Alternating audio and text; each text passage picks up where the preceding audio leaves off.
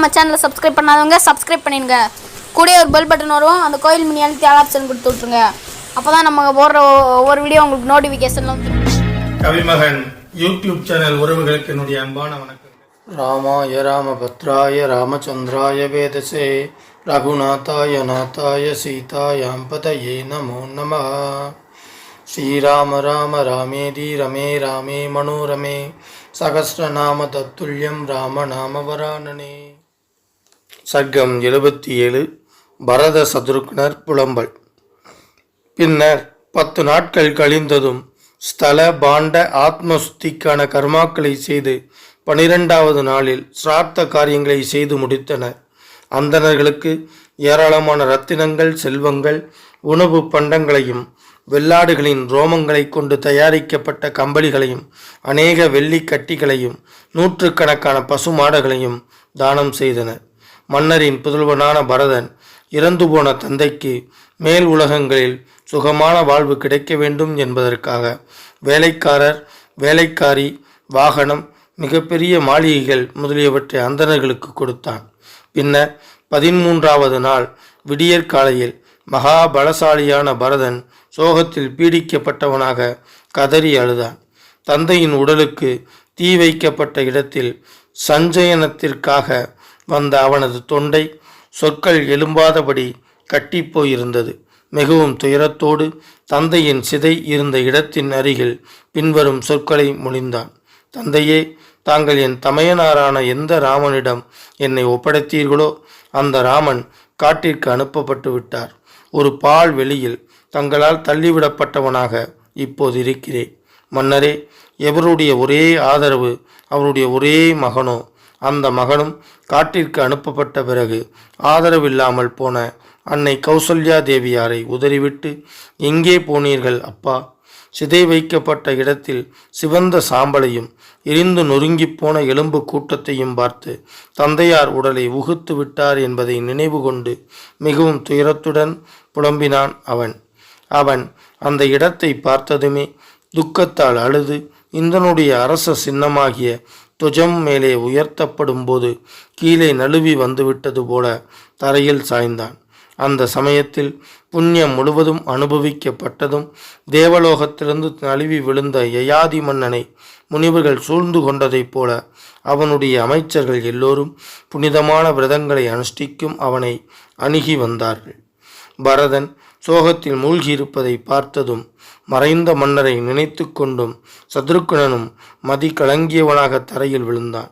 அந்தந்த சமயங்களுக்கு ஏற்றபடி தந்தையின் குணங்கள் தனித்தன்மையுடன் சிறந்து வெளிப்பட்டதை நினைத்து மிக்க துயரத்தினால் உணர்வு மங்கி பித்து பிடித்தவன் போல் கதறி அழுதான்.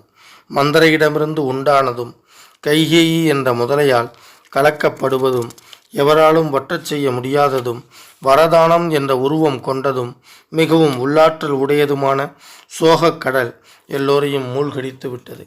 தந்தையே, எப்போதும் தங்களால் சீராட்டி வளர்க்கப்பட்டவனும் வாலிபனும் உலகமறியாத சிறுபிள்ளை போன்றவனுமான பரதனை அழுது புலம்பி தவிக்க விட்டுவிட்டு தாங்கள் எங்கே போய்விட்டீர்கள்?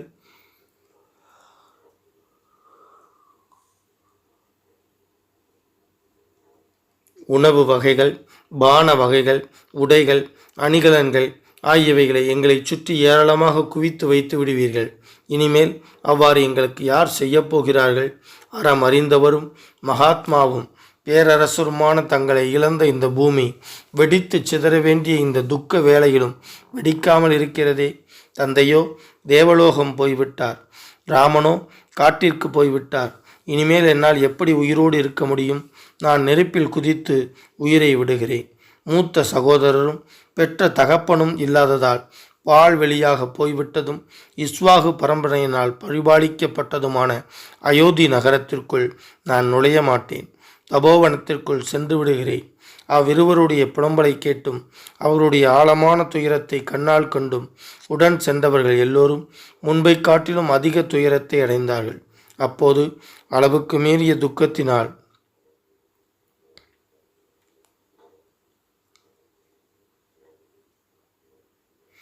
அப்போது அளவுக்கு மீறிய துக்கத்தினால் உடல் தளர்ச்சியடைந்த சதுருக்கன பரதர்களாகிய இருவரும் கொம்பு முறிக்கப்பட்ட இரு காளைகள் போல் தரையில் சாய்ந்தார்கள்.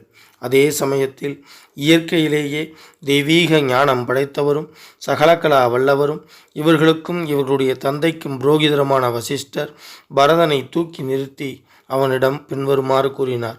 ஐயனே, உன் தந்தையாரை தீயிலிட்டு இன்று 13வது தினம். எஞ்சியுள்ள அஸ்திகளை சேகரிக்க வேண்டும். இதை செய்வதில் நீ ஏன் காலதாமதம் செய்கிறாய்? 3 இரட்டைகள், பசி, தாகம், சோகம், மோகம், மூப்பு, மரணம் எல்லா பிராணிகளிடத்திலும் சமமாக பாரபட்சமில்லாமல் நிகழ்கின்றன. தவிர்க்க முடியாத அவற்றின் பொருட்டு இவ்வாறு நடந்து கொள்ளக்கூடாது. தத்துவம் அறிந்த சுமந்தர் சதுருக்கணனை தூக்கி நிறுத்தி ஆறுதல் கூறி எல்லா பிராணிகளுக்கும் பிறப்பு இறப்பு உண்டு என்பதை விளக்கி கூறினார். புருஷோத்தமர்களும் புகழ் பெற்றவர்களுமான அவ்விருவரும் எழுந்து நின்ற காட்சி மழையாலும் வெயிலாலும் அடிபட்ட 2 இந்திரத்வஜங்கள் தேவராஜனின் அரச சின்னங்களில் ஒன்று. இந்த 2 இந்திரத்வஜங்கள் போய் தனித்தனியே பிரகாசித்தார்கள். அமைச்சர்கள் கண்ணீரை துடைத்து கொண்டு அழுது அழுது சிவந்த கண்களை கொண்டவர்களும் நலிந்த குரலில் பேசுபவர்களுமான அவ்விரு அரச மைந்தர்களையும் அடுத்த காரியங்களை செய்வதற்கு தூண்டிவிட்டார்கள். ஸ்ரீமத் வால்மீகி ராமாயணம் அயோத்தியா காண்டத்தில் 77வது சர்க்கம் முற்றிற்று. வான்முகில் வளாது பெய்க, மலை வளம் சுரக்க, மன்னன் கோன்முறை அரசு செய்க, குறைவில்லாதுயிர்கள் வாழ்க, நான் மறை அறங்கள் ஓங்க, நற்றவம் வேள்வி மல்க, மேன்மைகொள் சைவநீதி விளங்குக உலகமெல்லாம். ஸ்ரீமத் ராமாயணத்தை அனுதினமும் படிப்பதால் அனுதினமும் கேட்பதால் மனதிலும் செயலிலும் அமைதி உண்டாகும். இப்பூவுலக வாழ்வில் நிறைவு உண்டாகும். 7 தலைமுறைக்கும் மங்களம் உண்டாகும். ஸ்ரீமத் ராமாயணத்தை அனுதினமும் ஸ்ரத்தா பக்தியோடு இடைவிடாது சிந்திப்பவர்கள் பூரண சுகம் உடையவராக நோயற்ற தேகத்தோடு நன்மையையே அனுபவிப்பர். இறைவனின் அருளால் சிறு துன்பங்கள் கூட இல்லாமல் இன்பமுடையவராக வாழ்வர். மேலும் ஆயுள் விருத்தி அடைவார்கள். தன லாபம் பெறுவார்கள். பிரிந்த குடும்பம், பிரிந்த உறவுகள் ஒன்று சேரும். அவர்கள் இல்லங்களில் சுப காரியங்கள் நிகழும். அவர்கள் இல்லத்தில் தானிய விருத்தி அடையும். பில்லி சூன்யம் வேரோடு அழியும். தீரா கடன் தீரும். உறவுகள் பலப்படும். புதிய புதிய முயற்சிகளில் வெற்றி பெறுவர். எடுத்த காரியங்களெல்லாம் ஜெயம் உண்டாகும். யம பயம் நீங்கும். பேய் பிசாசு போன்ற அச்சம் நீங்கும். அசுர சக்திகள், துஷ்ட சக்திகள் உங்கள் பார்வையில் நாசமாகும். எதிரிகள் மற்றும் பகைவர்கள் தெரித்து ஓடுவார்கள். எங்கெல்லாம் இராமாயண சப்தம் ஒலிக்கின்றதோ, எங்கெல்லாம் ஸ்ரீமத் இராமாயண சப்தம் ஒலிக்கின்றதோ அங்கெல்லாம் மேகங்கள் உரிய காலத்தில் மழையை பொழியும். பூமி அதிக விளைச்சல் கண்டு செழித்து வளரும். பஞ்சம் பட்டினி இல்லாமல் இவ்வுலகம் செழிக்கும். மக்களுக்கு நலம் பெருகும். இம்மண்ணை ஆளும் அரசர்கள் அறவழியில் ஆட்சி நடத்துவார்கள்.